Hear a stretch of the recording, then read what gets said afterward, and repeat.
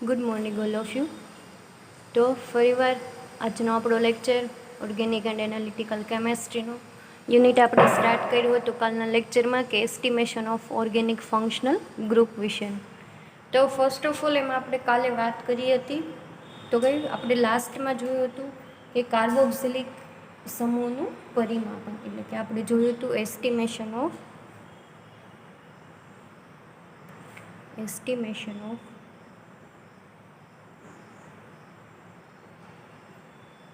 Carboxylic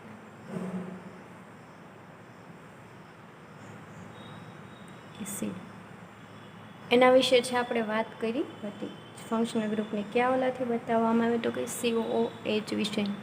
એના first તો એમાં આપણે જોયું હતું કે એનો સિદ્ધાંત, જ્યારે આપણે સ્ટાર્ટ કર્યું ત્યારે આપણે પહેલું શું જોયું હતું તો કે સિદ્ધાંત વિશેની માહિતી મેળવી લીધી હતી. તો આનો સિદ્ધાંત ક્યાંક એ રીતનો હતો કે જ્યારે COH સમૂહ ધરાવતા, કયો સમૂહ આપણે વાત કોની કરીએ છીએ, કાર્બોક્સિલિકની, એટલે ફંક્શનલ ગ્રુપ કયો આવશે તો કે COH. તો કે જ્યારે COH સમૂહ ધરાવતા એસિડ એ છે એસિડિક પ્રક્રિયા ધરાવે છે, તેથી તેનું છે એ આપણે ટાઇટ્રેશન કોની સાથે કરીએ તો કે બેઝ સાથે. બેઝ તરીકે આપણે લઈએ છીએ NaOH, સ્ટ્રોંગ બેઝ તરીકે. તો કે જાણીતી સપ્રમાણતાવાળા NaOHના દ્રાવણ સાથે અનુમાપન કરવામાં આવે છે. અને ઇન્ડિકેટર તરીકે આપણે શું યુઝ કરીએ છીએ તો કે ફિનોલ્ફથેલિન છે એ ઇન્ડિકેટર તરીકે, એટલે કે સૂચક તરીકે આપણે ફિનોલ્ફથેલિન વાપરીએ છીએ. બરાબર, એના વિશેની વાત થઈ ગઈ હતી. ત્યાં હતો એનો સિદ્ધાંત. પછી આપણે એમાં જોયું હતું તો કે પદ્ધતિ. તો પદ્ધતિમાં ફર્સ્ટ પોઈન્ટ આપણે એ જોયું હતું કે એમાં છે NaOHના દ્રાવણને પ્રમાણિત કરવું. NaOHના દ્રાવણને પ્રમાણિત કરવું.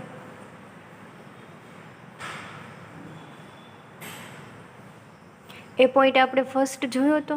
તો હવે આપણે NaOHના દ્રાવણને કઈ રીતના પ્રમાણિત કર્યું હતું કે NaOHનું દ્રાવણ છે એ કેટલા નોર્મલ છે, એની નોર્માલિટી આપણને ખબર હતી નહીં. તો આપણે ક્યાંક મેથડમાં એવું જોયું હતું કે છે NaOHના દ્રાવણને પ્રમાણિત કરવા માટે આપણે લીધું હતું સક્સિનિક એસિડ. એનું વેઇટ કેટલું લીધું હતું તો કે 1.475 ગ્રામ. શું લીધું હતું આપણે? સક્સિનિક એસિડ.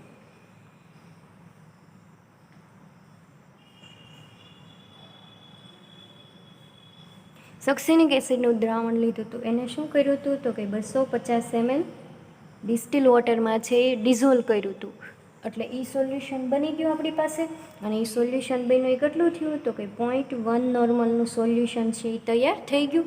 હવે એ સોલ્યુશનમાંથી ફરીવાર આપણે કેટલું લીધું હતું 25 ml. શેમાં તો કે કોનિકલ ફ્લાસ્કમાં.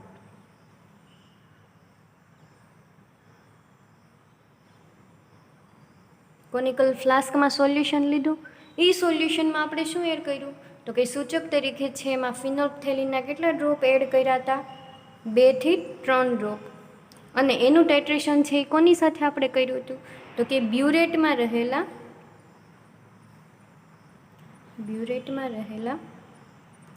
NaOH સામે. એટલે અંતિમ બિંદુએ દ્રાવણનો રંગ આપણને કેવો જોવા મળ્યો હતો? Colourless two pink.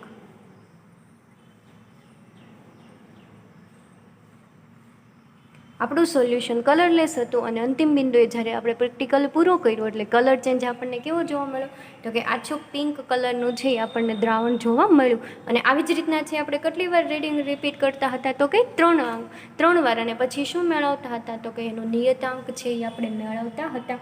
પછી આપણે એમાં જોયું હતું એનું સમીકરણમાં આપણે વાત કરી હતી સક્સિનિક એસિડ અને એની રિએક્શન કોની સાથે કરી હતી તો કે NaOH બેઝ સાથે.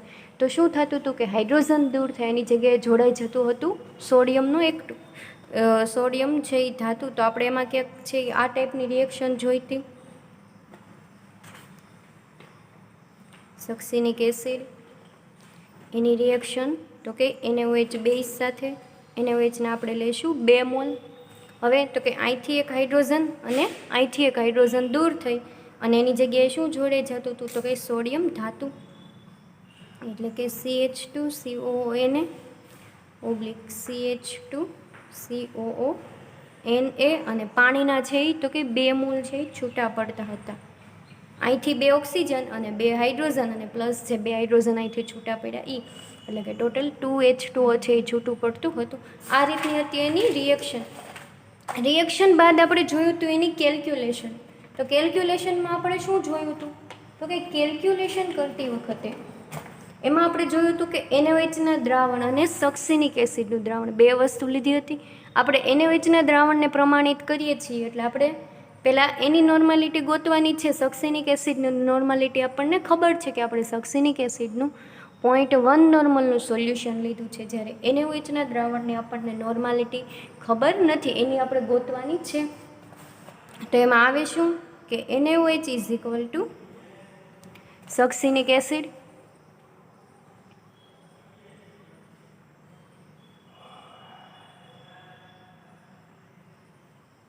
NaOH અને સક્સિનિક એસિડ. પછી આપણી પાસે સૂત્ર આવતું N1V1 is equal two N2V2, જ્યાં આપણને ખબર છે કે N1 છે એ તો કંઈ NaOHની નોર્માલિટી બતાવે છે, V1 છે એ NaOHનું કદ બતાવે છે, N2 છે એ સક્સિનિક એસિડની નોર્માલિટી બતાવે છે અને V2 છે એ સક્સિનિક એસિડનું કદ બતાવે છે.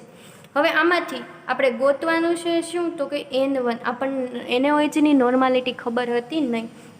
V1 તો કે આપણે NaOHનું કદ જે બ્યુરેટમાં વપરાણું છે એ આપણને ખબર પડી જશે. પછી N2 તો કે આપણને સક્સિનિક એસિડની નોર્માલિટી ખબર હતી, 0.1 નોર્મલ હતી. V2 તો કે સક્સિનિક એસિડનું કદ આપણે કેટલું લીધું હતું? તો કે આપણે સોલ્યુશન 250 ml બનાવ્યું હતું, પરંતુ ફ્લાસ્કમાં એમાંથી આપણે સોલ્યુશન કેટલું લીધું હતું? 25 ml. એટલે આપણે V2ની કિંમત શું મૂકશું? તો કે 25 ml છે એ V2ની કિંમત આવશે. હવે N1ને કરતાં બનાવો એટલે શું થાય સૂત્ર? તો કે N2V2 અપોન V1. આ સૂત્ર મળી ગયું. હવે આ બધી કિંમત મૂકી એટલે આપણને જે જવાબ આવે એ શેની બતાવે? તો કે જે જવાબ આવે NaOHની નોર્માલિટી છે એ બતાવે છે. તો આ આધારે આપણે NaOHની નોર્માલિટી ગોતી લીધી. હવે આપણે વાત કરવાની છે NaOHની નોર્માલિટી ગોતાઈ ગઈ પછી આપણે નેક્સ્ટ મેથડ એવી જોઈ હતી કે અજ્ઞાત એસિડનું પરિમાપન, કે આપણે જે એસિડ લીધું છે એનું આપણે પરિમાપન કરવાનું છે. એનો એસિડનો અણુભાર અને એસિડનો તુલ્યભાર. આપણા માટે એસિડ અજ્ઞાત છે, એનો અણુભાર મેળવશું ત્યારે જ આપણને ખબર પડશે કે આપણે જે એસિડ લીધો તો એ આ એસિડ છે. તો નેક્સ્ટ આપણે મેથડમાં એવું જોયું હતું કે અજ્ઞાત એસિડનું પરિમાપન.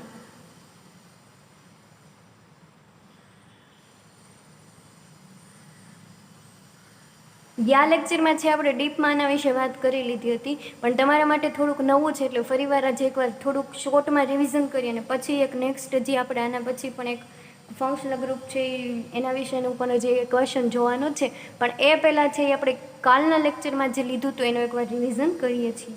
તો કે અજ્ઞાત એસિડનું પરિમાપન, તો એમાં શું કરતા હતા કે કોનિકલ ફ્લાસ્કમાં વોચ ગ્લાસમાં આપણે અજ્ઞાત એસિડ કેટલું લેતા હતા? 0.1 થી 0.2 ગ્રામ છે એ અજ્ઞાત એસિડ લેતા હતા. આપણને ખબર છે નહીં કે આપણે અત્યારે શું કરીએ છીએ.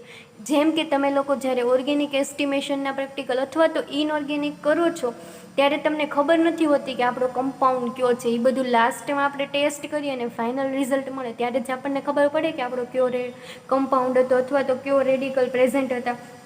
તો એવી જ રીતના અત્યારે આપણા માટે એસિડ કેવું છે? અનનોન છે, કે આપણને ક્યુ એસિડ છે એના વિશેની માહિતી નથી, એટલે આપણા માટે અત્યારે એસિડ કેવું રહેશે? અજ્ઞાત રહેશે. તો એનું કેટલું આપણે લીધું છે? 0.1 થી 0.2 ગ્રામ. એને પણ કેટલા ml ડિસ્ટિલ વોટરમાં ડિઝોલ્વ કરવાનું? તો કે 250 ml ડિસ્ટિલ વોટરમાં છે એ ડિઝોલ્વ કરો. પછી એમાંથી આપણે ફરીવાર કેટલું લેશું? તો કે 25 ml દ્રાવણ શેમાં લેશું? કોનિકલ ફ્લાસ્કમાં લેશું. હવે કોનિકલ ફ્લાસ્કમાં પાછું એડ શું કરશું? ઇન્ડિકેટર. કેટલું? તો કે 2 થી 3 ડ્રોપ. અને ઇન્ડિકેટર તરીકે આપણે શું યુઝ કરશું? ફિનોલ્ફથેલિન.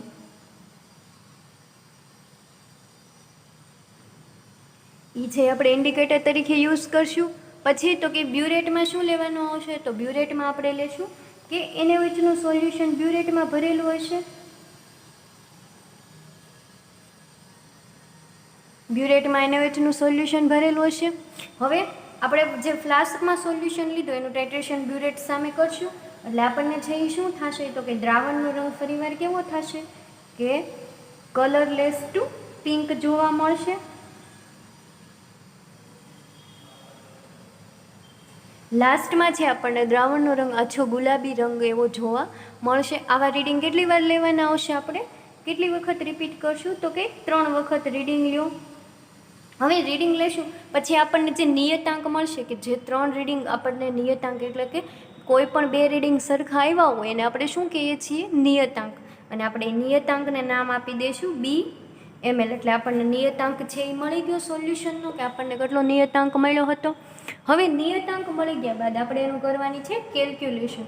તો આપણે એમ ફર્સ્ટ પોઈન્ટ એવો જોયો હતો કે 25 ml અજ્ઞાત એસિડના પરિમાપન માટે જોઈતું NaOH કદ, એટલે એને નામ શું આપ્યું આપણે? BML. કે જે ફ્લાસ્કમાં આપણે 25 ml સોલ્યુશન લીધું છે એના એસ્ટિમેશન સામે આપણને NaOH કદ કેટલું મળ્યું? તો જે આપણું નિયતાંક આવ્યો એ આન્સર આવશે. પછી તો કે આપણે જે હવે આપણને સોલ્યુશન ટોટલ બનાવ્યું તો આપણે 250 ml, અને આપણને જે બી મળે છે એ કેટલા ml માટે મળે છે? 25 ml માટે. તો ટોટલ 250 ml માટે કરવું હોય તો આપણે શું કરતા હતા? તો કે NaOH કદ બરાબર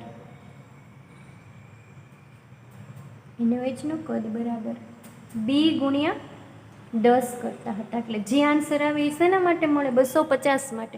શું કામ B ગુણ્યા 10 કર્યું? એ કાલે પણ આપણે કીધું હતું કે આપણે આ છે એ 25 ml માટે ગોતીએ છીએ, તો એને ગુણ્યા તમે 10 કરો એટલે શું થાય? તો કે 250 ml માટે છે એ આન્સર મળે.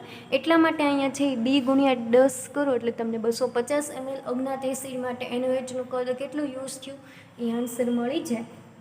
પછી હવે એસિડનો અણુભાર શોધવાનો છે. તો અણુભાર શોધતા પહેલાં આપણે શું ગોઈતું હતું? તો કે એનો તુલ્યભાર મેળવવો જરૂરી પડે. તુલ્યભાર ઉપરથી જ છે આપણે એસિડનો અણુભાર મેળવી શકીએ. તો એના માટે છે તો કે તુલ્યભાર માટેનું સમીકરણ આવે કે એસિડનો તુલ્યભાર બરાબર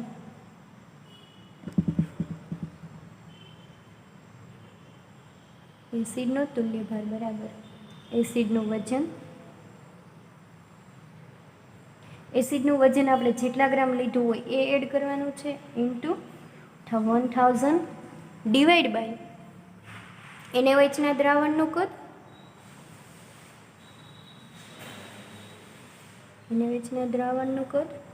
એટલે કે અહીંયા આપણને જે 250 mlમાં આન્સર મળ્યો એને આપણે નામ આપી દઈએ CML.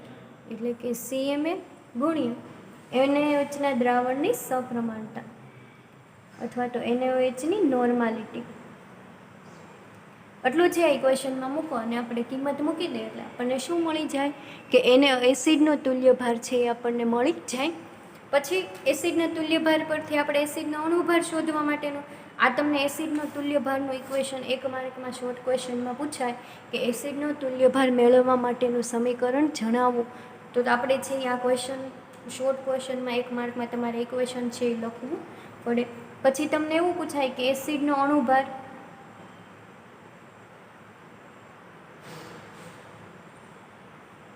તો હવે એસિડનો અણુભાર છે એ શેના આધારે મળે? તો કે તુલ્યભાર ગુણ્યા એસિડની બેઝિકતા.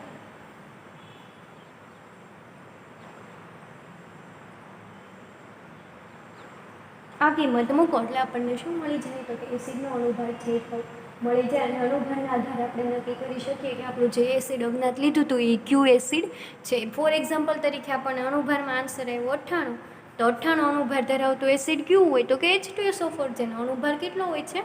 98. એટલે એ આપણને અણુભારના આધારે મળી ગયું કે આપણું અજ્ઞાત એસિડ હતું એ આ એસિડ હતું. તો આ રીતના છે આપણે એસિડનું પરિમાપન જોયું હતું. પછી તમને એક શોર્ટ ક્વેશ્ચનમાં એમ પણ પૂછાય કે એસિડનો અણુભાર શોધવા માટેનું સૂત્ર જણાવો.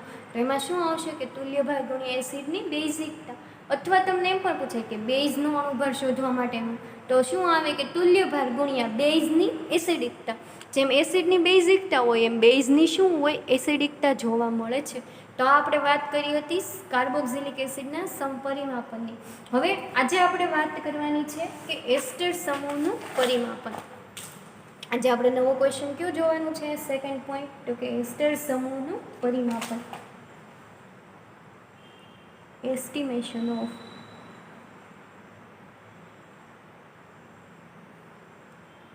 એસ્ટર ફંક્શનલ ગ્રુપ. એસ્ટર ફંક્શનલ ગ્રુપને આપણે શેના વડે બતાવીએ છીએ?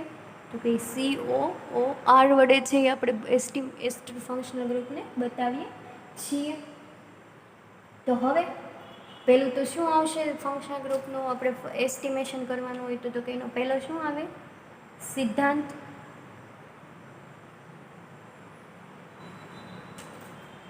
સિદ્ધાંતમાં આપણે વાત કરીશું તો જેમ એસિડનો સિદ્ધાંત હતો એમ એસ્ટર ફંક્શનલ ગ્રુપનો પણ સિદ્ધાંત હશે. તો એનો સિદ્ધાંત ક્યાં કેવો છે કે એને હોય છે એસ્ટરને એટલે કે COORને એસ્ટર એટલે કે COOR ફંક્શનલ ગ્રુપને NaOH ના દ્રાવણ સાથે શેની સાથે તો કે NaOH ના દ્રાવણ સાથે ગરમ કરવાથી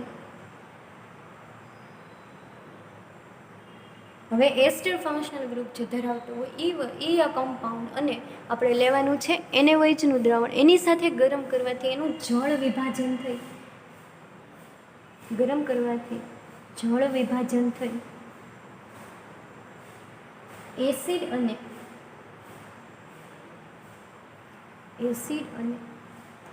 આલ્કોહોલ બને છે.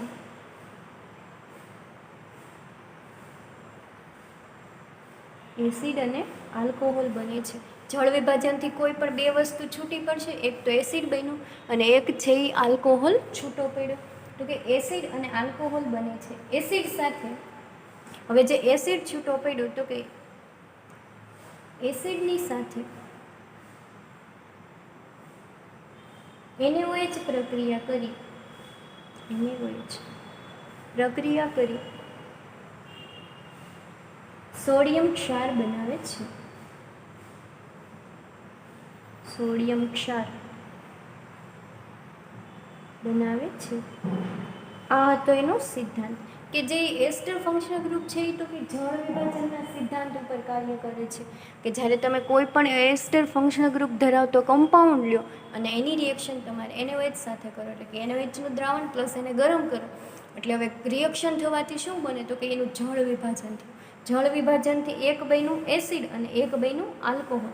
હવે જે આલ્કોહોલનું આપણે કોઈ કામ નથી પરંતુ જે એસિડ બન્યો છે એની સાથે ફરીવાર કોણ રિએક્શન કરશે NaOHનું અને એનું શું બનાવી નાખશે તો કે સોડિયમ ક્ષાર છે એ બનાવી નાખશે. હવે આ તો એનું સિદ્ધાંત. તો આપણે એનું એક એક્ઝામ્પલ જોઈએ કે કઈ રીતનું છે એ એસ્ટર સમૂહનું જોવા મળે છે તો કે આપણે એસ્ટર તરીકે લઈએ ઇથાઇલ એસિટેટ એટલે કે CH3CO C2H5 અને શું કહેવામાં આવે છે તો કે ઇથાઇલ એસિટેટ.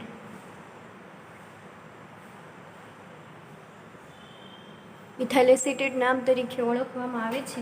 હવે આપણે કોઈ પણ એસ્ટર ફંક્શનલ ગ્રુપ ધરાવતો કમ્પાઉન્ડ લઈ લીધો એની રિએક્શન આપણે કોની સાથે કરીએ છીએ તો કે એનું જે પાણી થોડુંક એટલે કે NaOHનું દ્રાવણ બનાવશો એમાં શું હશે પાણી હશે. એનું જળ વિભાજન થાય છે. હવે જળ વિભાજન થઈ અને શું બને છે તો કે ક્ષાર ઓલો એસિડ અને છે એ શું છૂટું પડે છે આલ્કોહોલ છે એ છૂટો પડે છે.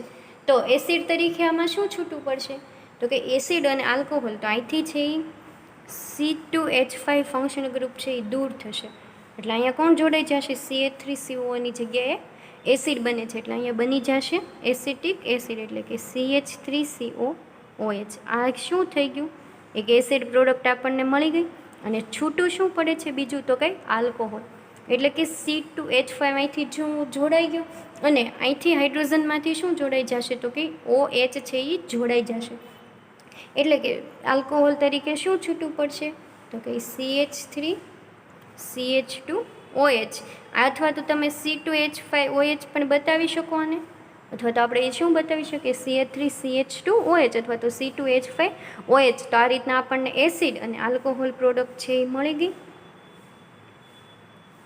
એસિડ અને આલ્કોહોલ પ્રોડક્ટ આપણને બે વસ્તુ મળી ગઈ. હવે શું કીધું સિદ્ધાંતમાં કે એસિડની NaOH સાથે ફરીવાર પ્રક્રિયા થઈ અને શું બનાવે છે ક્ષાર.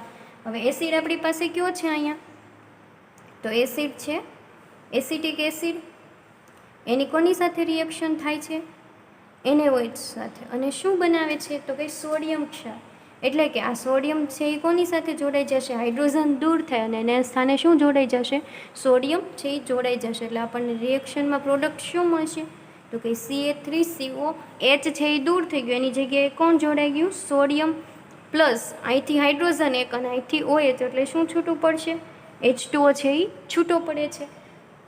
તો આ બની ગયો કે સોડિયમ ક્ષાર,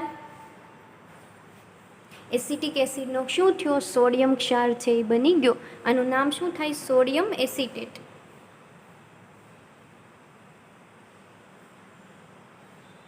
સોડિયમ એસિટેટ છે એ નામ થાય. તો આ તો એનો સિદ્ધાંત કે કોઈ પણ એવું ઇસ્ટર ફંક્શનલ ગ્રુપ લો એનું NaOH સાથે જળ વિભાજન થવાથી એક પ્રોડક્ટ એસિડ મળે, એક પ્રોડક્ટ આલ્કોહોલ મળે, અને એસિડની રિએક્શન NaOH સાથે થવાથી શું બને છે, એનો સોડિયમ ક્ષાર એટલે કે સોડિયમ એસિટેટ અહીંયા આપણે બન્યો અને પાણીનો અણુ છે એ છૂટો પડ્યો. આ તો એનો સિદ્ધાંત.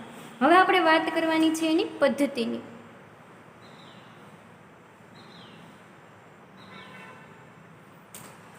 તમારે એક્ઝામમાં જો આ સિદ્ધાંત ખાલી બતાવી દો તો ચાલે, રિએક્શન ન બતાવો તો આ તો તમને સમજાવવા માટે એક રિએક્શન મેં અહીંયા સમજાવી છે. એક્ઝામમાં આ રિએક્શન લખવી કમ્પલસરી નથી સિદ્ધાંતમાં, પરંતુ જે સમીકરણ ફોર્મમાં આવશે એ લખવું પડશે. આ તો ઓનલી જસ્ટ તમને અહીંયા સમજાઈ જાય કે કઈ રીતના એસિડનું થાય અને કઈ રીતના આલ્કોહોલ છૂટો પડે, અને એના સાથે સોડિયમનો ક્ષાર કઈ રીતના બને છે એના માટે. એટલે આ રિએક્શન છે એ તમારે એક્ઝામમાં નહીં બતાવો તો ચાલશે, પણ અહીંયા છે એ બતાવવી જરૂરી પડે છે. એટલે કે જે તમને જે એનો સિદ્ધાંત છે એ થિયરી બેઝનો આપણને એક્ઝેક્ટલી સમજાય છે. પછી છે તો કે પદ્ધતિ. તો એમાં આપણે પહેલું કરવાનું છે કે NaOHના દ્રાવણને પ્રમાણિત કરવું. ફર્સ્ટ ઓફ ઓલ શું છે, આપણે NaOH અહીંયા યુઝ કર્યું છે, તો ફર્સ્ટ ઓફ ઓલ આવશે કે NaOHના દ્રાવણને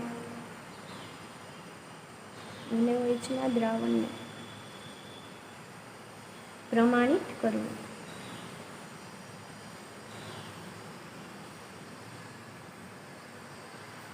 જેમ પહેલાં આપણે કાર્બોક્સિલિક એસિડનું પરિમાપન જોયું, એમાં NaOHના દ્રાવણને પ્રમાણિત કર્યું હતું. એવી જ રીતના અહીંયા છે NaOHના દ્રાવણને આપણે પ્રમાણિત કરશું. તો 250, હવે NaOHનું દ્રાવણ બનાવવા માટે શું કરવાનું છે, તો કે 250 ml મેઝરિંગ ફ્લાસ્કમાં 25 ml શું કરવાનું છે, તો કે 250 ml ના મેઝરિંગ ફ્લાસ્ક લેવાનો છે.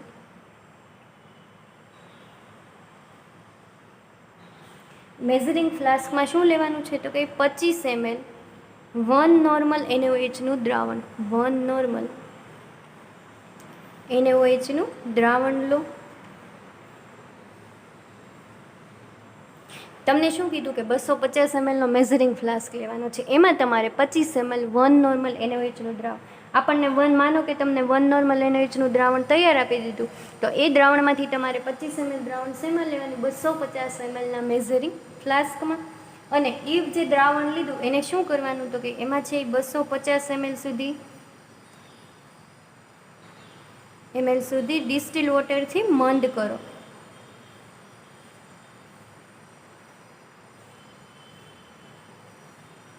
પચીસ ml દ્રાવણ લીધું હોય ને 250 mlનું જે મેઝરિંગ ફ્લાસ્ક છે એમાં જે ટીક માર્ક, માનો કે આ મેઝરિંગ ફ્લાસ્ક છે એ તમારો આ શેપનો ક્યાંક જોવા મળે,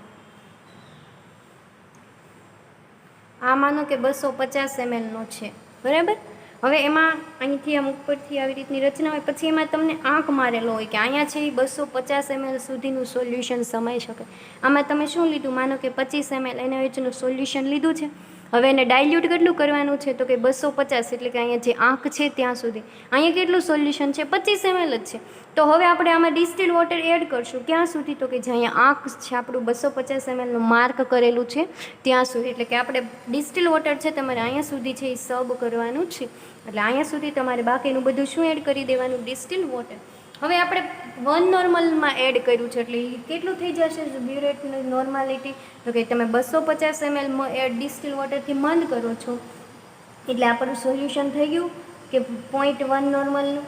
હવે તમારે શું કરવાનું છે, તો કે આ દ્રાવણ બની ગયું અહીંયા સુધી, તો એમાંથી ફરીવાર 25 ml દ્રાવણ લ્યો, તમારું 25 ml દ્રાવણ કોનિકલ ફ્લાસ્કમાં.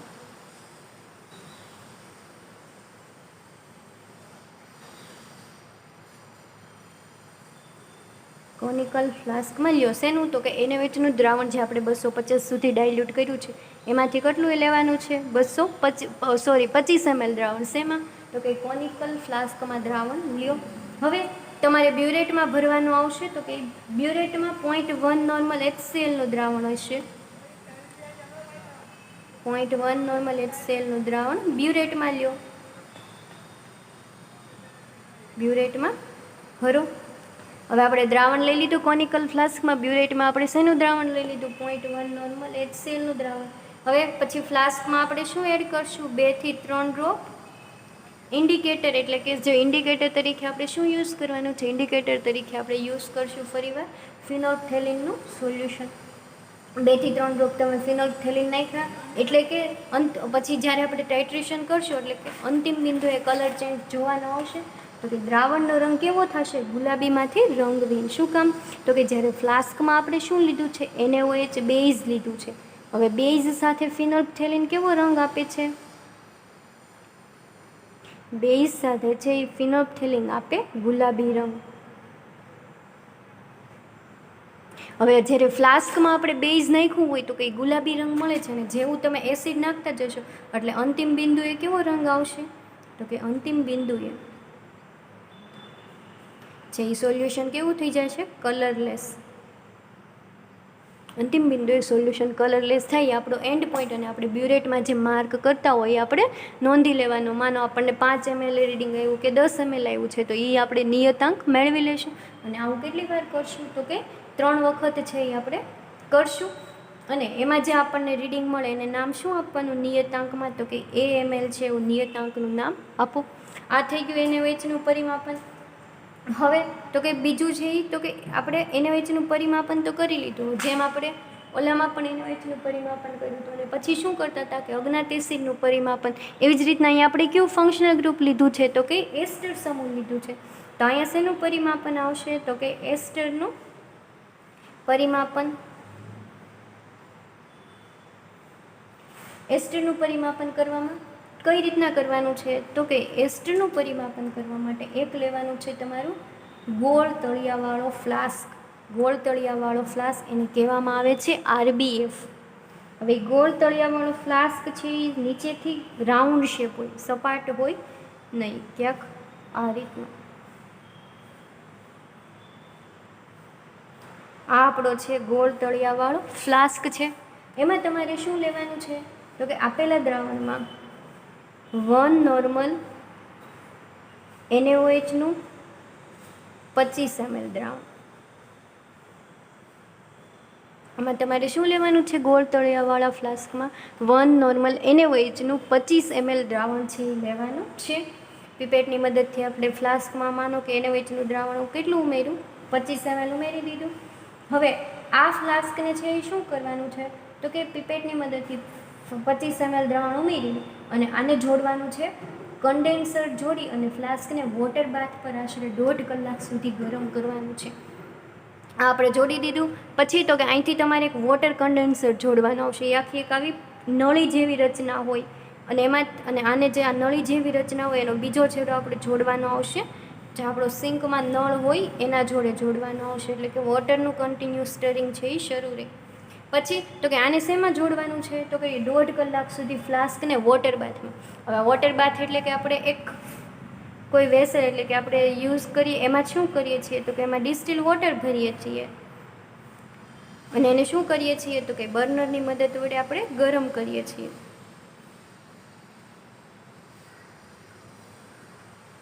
આ વોટર બાથમાં આપણે મૂકી દીધું પાત્ર. પછી આપણે એને બર્નરની મદદથી એને હીટ આપશું. એ કેટલી મિનિટ? તો કે 1 થી 1.30 કલાક એટલે કે 1 થી 1.5 કલાક છે એ આપણે એને ગરમ કરવાનું છે. હવે ગરમ કરશો એટલે શું થશે કે આ દ્રાવણ છે ને ગરમ કર્યું પછી એને ઠંડુ પડવા દેવાનું. ઠંડુ પડે પછી એમાં તમારે એડ કરવાનું છે એને. ત્યારબાદ એને આપણે શું કરશું? તો કે ઠંડુ પડ્યું અને એને ફરીવાર 250 ml ડિસ્ટિલ વોટરથી ડાયલ્યુટ કરો. એટલે કે શેના વડે? તો કે ડિસ્ટિલ વોટરથી છે ડિસ્ટિલ વોટરથી છે એ ડાયલ્યુટ કરો તમે. હવે એ ડાયલ્યુટ કરી દીધું. આ સોલ્યુશન કેટલું હતું? 25 ml NaOHનું દ્રાવણ. એમાં આપણે શું કર્યું? એને ગરમ કર્યું. કેટલી? તો કે 1 થી 1.5 કલાક સુધી. એ ગરમ કર્યું એટલે ઠંડુ પડ્યું. પછી એમાં કેટલું એડ કર્યું? તો કે 250 ml ડિસ્ટિલ વોટર છે એ એડ કર્યું. 250 ml શેમાં? તો કે આપણે જે ઓલો મેઝરિંગ ફ્લાસ્ક જોયું તો એમાં સોલ્યુશન લેશું અને 250નો જે માર્ક હોય ત્યાં સુધી એમાં ડિસ્ટિલ વોટર એડ કરશું. હવે એ સોલ્યુશન થઈ ગયું. એમાંથી તમારે લેવાનું છે 25 ml દ્રાવણ. શેમાં લેશો તો કે કોનિકલ ફ્લાસ્કમાં. આ સોલ્યુશન જે રેડી થઈ ગયું એને ઠંડુ પાડ્યું, પછી એમાંથી 25 ml શેમાં લીધું તો કે કોનિકલ ફ્લાસ્કમાં. અને બ્યુરેટમાં આપણે લેશું સાથે 0.1 નોર્મલ HClનું દ્રાવણ. બ્યુરેટમાં શેનું દ્રાવણ ભરશું તો કે 0.1 નોર્મલ HClનું દ્રાવણ આપણે લેશું બ્યુરેટમાં. અને ફ્લાસ્કમાં આપણે શું લીધું છે 25 ml NaOHનું દ્રાવણ. NaOH બેઝ છે એટલે આપણે એનું ટાઇટ્રેશન કોની સામે કરશું? એસિડ સામે.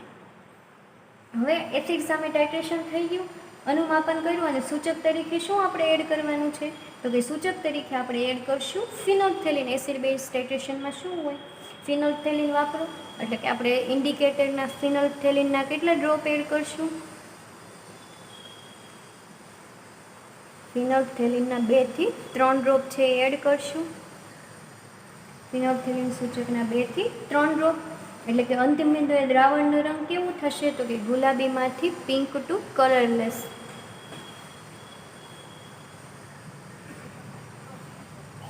તમારું સોલ્યુશનનો રંગ કેવો થશે અંતિમ બિંદુએ તો કે પિંક ટુ કલરલેસ છે એ આપણા દ્રાવણનો રંગ જોવા મળશે. હવે આવી રીતના રીડિંગ લેશું અને જે નિયતાંક આવે એને શું નામ આપશું તો કે BML છે એ નિયતાંકને નામ આપશું. હવે તો એની શું કરશું તો કે આપણે કહી શકીએ કે NaOHના દ્રાવણ માટે કે 0.1 નોર્મલ HClના સપ્રમાણમાં ન વપરાયેલા NaOHનું કદ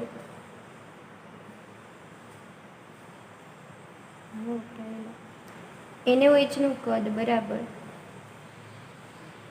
આપણે નિયતાંકને શું નામ આપ્યું છે? BML નામ આપ્યું તો કે 0.1 નોર્મલ. પછી આપણને અગાઉનું જે આપણે NaOHનું પરિમાપન કર્યું તો એમાં આપણને શું મળ્યું હતું? AML મળ્યું હતું. અને અહીંયા આપણને શું મળ્યું છે અત્યારે? BML, જે સોલ્યુશન વપરાણું નથી એનું. તો આપણે કહી શકીએ કે 0.1 નોર્મલ HClના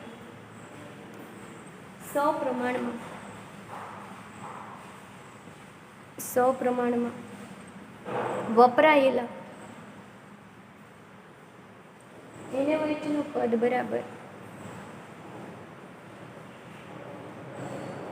NaOHનું કદ બરાબર શું થાય તો કે A-BML. અને જે આન્સર આવે એને આપણે શું નામ આપશું? CML. કારણ કે આપણને અહીંયા નિયતાંક મળ્યો તો AML, પછી એસ્ટરનું પરિમાપન કરી અને નિયતાંક મળ્યો BML. એટલે કે એમાંથી B આપણે બાદ કરીએ એટલે આપણને શું મળે તો કે એને 0.1 નોર્મલ HClનું કદ છે એ આપણને મળી જાય. અને અહીંયા જે મળે એ શાનું મળે તો કે ન વપરાયેલા NaOHનું કદ છે એ મળી ગયું. એટલે કે A-B કર્યું એટલે આપણને મળી ગયું 0.1 નોર્મલ HClના સપ્રમાણમાં વપરાયેલા NaOHનું કદ છે એ મળી ગયું. પછી તો હવે જોઈએ કે આનું સમીકરણ આપણે પદ્ધતિ થઈ ગઈ. પછી શેના વિશેની વાત કરવાની આવે તો કે સમીકરણ. હવે સમીકરણમાં શું થાય છે તો કે એસ્ટરની રિએક્શન આપણે કોની સાથે કરીએ છીએ? આપણી પાસે અત્યારે અહીંયા અનનોન કમ્પાઉન્ડ છે એટલે આપણે અહીંયા આલ્કાઇલ સમૂહ છે એ જોઈન્ટ કર્યું નથી. ઓનલી શું નામ રાખ્યું છે? RCOO(C2H5). એની રિએક્શન તો કે NaOH બેઝ સાથે કરો છો એટલે શું છૂટું પડે છે? એસિડ અને છેલ્લે લાસ્ટ રિએક્શન થઈને આપણને શું મળ્યું હતું? સોડિયમ ક્ષાર અને આલ્કોહોલ છે એ છૂટું પડતું હતું. આલ્કોહોલ અને સોડિયમ ક્ષાર છે એ છૂટો પડતો હતો. જેમ સિદ્ધાંતમાં 2 સ્ટેપમાં રિએક્શન છે એમાં અહીંયા આપણે ફાઇનલ સ્ટેપની ખાલી રિએક્શન બતાવી દેવાની રહેશે. તો કે એસિડની રિએક્શન NaOH સાથે થતી હતી એટલે સોડિયમ ક્ષાર અને આલ્કોહોલ તો છે એ છૂટો પડતો હતો. તો આલ્કોહોલ છે એ છૂટો પડ્યો. આ થઈ ગઈ એની કેમિકલ રિએક્શન અથવા તો એનું સમીકરણ. હવે આપણે જોવાની છે એની કેલ્ક્યુલેશન.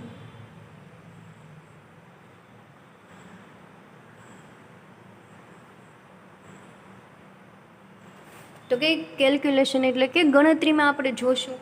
તો કેલ્ક્યુલેશનમાં વાત કરીએ. હવે આપણી પાસે છે એ તો કે ઇથાઇલ એસિટેટ આપણે લીધો છે બરાબર. તો હવે આપણે એવું કહી શકીએ તમારે આ કેલ્ક્યુલેશન થોડીક અલગ આવશે. જ્યારે એસ્ટિમેશનના પ્રેક્ટિકલ કરશો ત્યારે આ ટાઈપની કેલ્ક્યુલેશન કરવાની આવશે. થોડીક તમને અત્યારે ડિફિકલ્ટ લાગશે પણ જેમ જેમ એક ફંક્શનલ ગ્રુપ જોતા જશો એમ છે એ સમજાતું જશે. તો કે કેલ્ક્યુલેશનમાં ફર્સ્ટ આપણે એમાં જોવાનું આવે કે હવે 1000 ml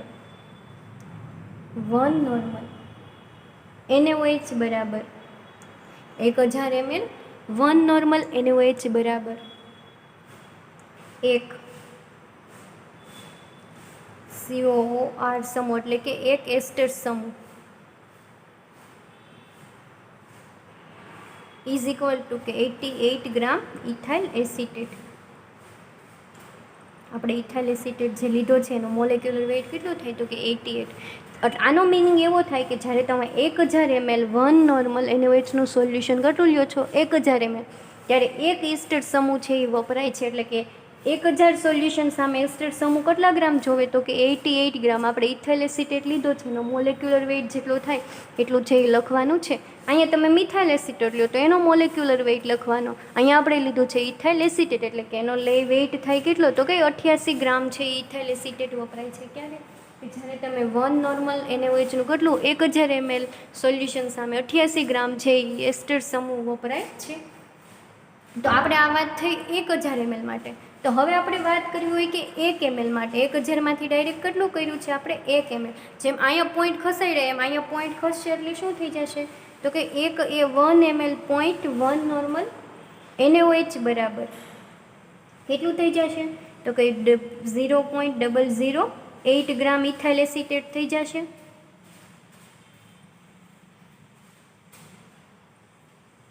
જ્યારે 1000 ml 1 નોર્મલ NaOH હતું ત્યારે 88 ગ્રામ ઇથાઇલ એસિટેટ વપરાતું હતું. હવે આપણે અહીંયા કેટલું લીધું છે 1 ml 0.1 નોર્મલ HCl એટલે કે 1000માંથી ડાયરેક્ટ 8 ml તો 88 ગ્રામની જગ્યાએ કેટલું ગ્રામ જોશે 0.0088 ગ્રામ છે ઇથાઇલ એસિટેટ જોશે. તો હવે આપણે 25 ml આપણે કેટલું લઈએ છીએ ફ્લાસ્કમાં તો કે 25 ml. તો આપણે લખી શકીએ કે 25 ml દ્રાવણમાં ઇથાઇલ એસિટેટનું પ્રમાણ બરાબર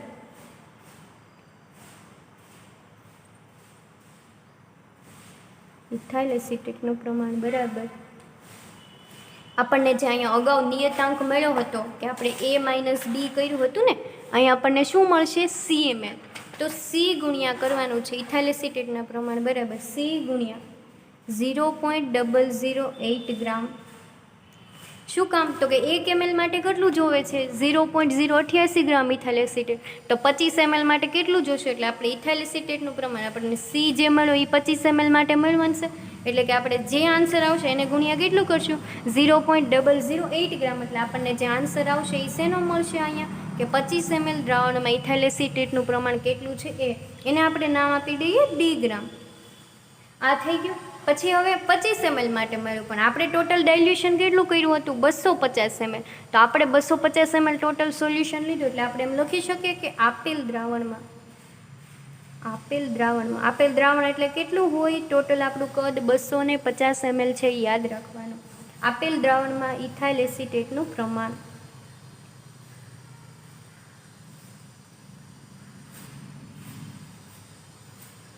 બરાબર. હવે આ છે એ 25 ml માટે. અહીંયા જે D ગ્રામ છે એ કેટલા માટે મળે છે 25 માટે, પણ આપણે કેટલા માટે શોધવાનું છે 250 માટે. એટલે ફરીવાર કેટલું કરશું તો કે D ગુણ્યા 10 કરો અને જે આન્સર આવે એ શેના માટે મળે આપણને 250 ml માટે મળે. કારણ કે અહીંયા 25 ગુણ્યા 10 કરશું ત્યારે તે આપણને 250 ml મળશે. તો અહીંયા જે આન્સર આવ્યો એને ગુણ્યા 10 કરીએ એટલે આપણને કેટલા ml માટે જવાબ મળી જાય તો કે આપણું જે આપેલું દ્રાવણ એટલે કે 250 ml સોલ્યુશન લીધું હતું એના માટે છે એ કેટલો એસ્ટર સમૂહ જોવે એ આન્સર છે આપણને મળી જાય. તો આ હતું તમારું એસ્ટર સમૂહનું પરિમાપન. ફરીવાર કેલ્ક્યુલેશન જોઈ લઈએ કે આપણે શું જોયું કે જ્યારે તમે 1000 ml 1 નોર્મલ NaOHનું દ્રાવણ લ્યો છો ત્યારે એક એસ્ટર સમૂહ એટલે કે 88 ગ્રામ છે ઇથાઇલ એસિટેટ વપરાય છે.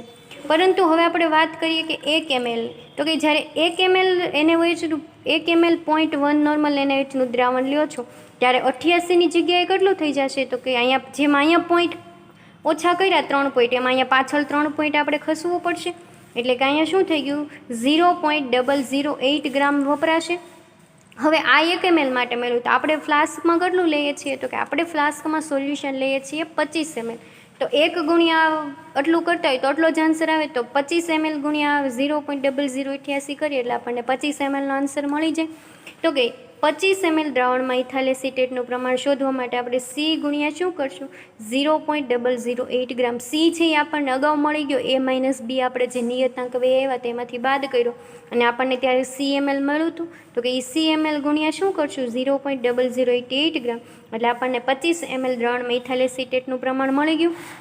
હવે તો કે આપેલા દ્રાવણમાં ઇથાઇલ એસિટેટનું પ્રમાણ, તો કે આપેલું દ્રાવણ કેટલું હતું, આપણને ટોટલ 250 બનાવ્યું હતું.